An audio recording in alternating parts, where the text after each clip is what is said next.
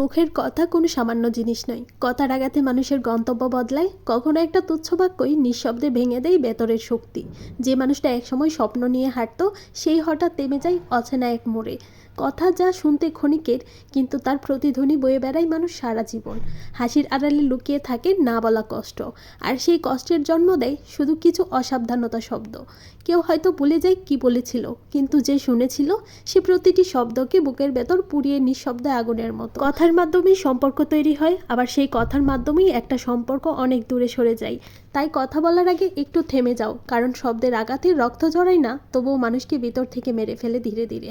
আসসালামু আলাইকুম ভিউয়ার্স, কেমন আছেন সবাই?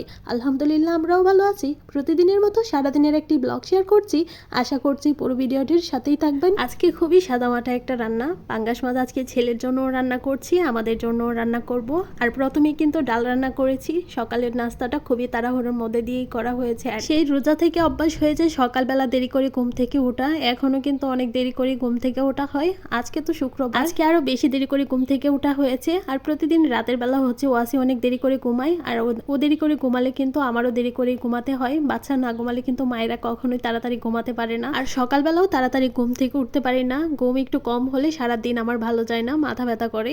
যাই হোক, এখানে কিন্তু পাঙ্গাস মাছ ভেজে নিয়েছি। বাসায় যখনই পাঙ্গাস মাছ আনা হয়, সেখান থেকে হচ্ছে মাথা, লেজ, ওইখানের অংশগুলো আর কি রেখে দেয় আলাদা করে আমাদের জন্য, আর ওয়াসির জন্য হচ্ছে আলাদা পিস করে রেখে দেয় আর কি। যাই হোক, একই কড়াইয়ে হচ্ছে আমি শাকভাজিটা বসিয়ে দিয়েছি।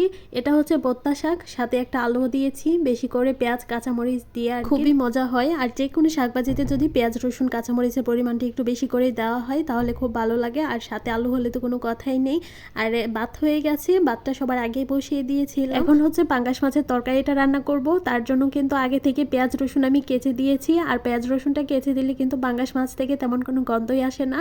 তারপর দিয়ে দিয়েছি একটা আলু, আর অল্প কিছু ঢেঁড়স ছিল ফ্রিজে, সেগুলোই আর কি কেটে দিয়েছি।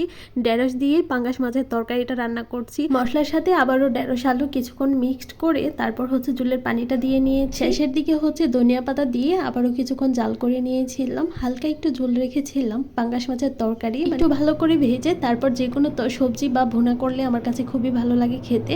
আর এদিকে হচ্ছে দুপুরবেলা নামাজ থেকে আসার সময় আপনাদের ভাইয়া আবার তরমুজ নিয়ে এসেছে, আমি সেটাই দেখছিলাম আর কি। আগেরও অল্প একটু আছে, আবারও তরমুজ নিয়ে এসেছে। বিকালবেলায় হচ্ছে পছন্দের একটা জায়গা, এটা হচ্ছে একটা নদীর পাড়, আমার বাসার খুব কাছেই। ওয়াসি, আমি আর হচ্ছে আপনাদের ভাইয়া গিয়েছিলাম। এই জায়গাটাই আমরা অনেকক্ষণ বসেছিলাম, আর আপনাদের ভাইয়া হচ্ছে বসে বসে কুমিরের মাংসের রেসিপি দেখছে। যাই হোক, এখানে খোলা আকাশে কিন্তু ঘুরে উঠছে, ওয়াসিও সেটা দেখছিল। অন্যান্য সময় হচ্ছে এখানে জালবড়ি পাওয়া যায়, তবে আজকে পেলাম না, তাই হচ্ছে ছোলা, পেঁয়াজ ও আলুর চপ নিয়ে এসেছিলাম। সন্ধ্যাবেলায় মুড়ি মাখা খাওয়ার জন্য। ভিডিওটি এখানেই শেষ করছি।